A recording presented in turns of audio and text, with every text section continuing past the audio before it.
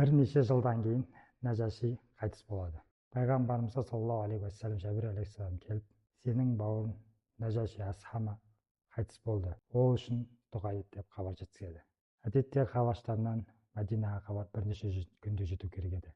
Бірақ бұл жолы Пайғамбарымыз саллаллаху алейхи вассалам хабарды Жәбір алейхиссаламға бірден білді.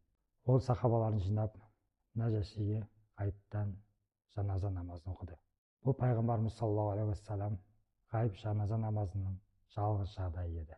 Мұсылмандар Хабастанда Пайғамбарымыз саллаллаху алейхи вассалам Мәдинаға хижрет жасап, мұсылман мемлекетін құрғаннан кейін де 10 жылдан астам уақыт болды. Олар Бәдір, Ухуд және Хандақ шайқастарына қатысқан жоқ.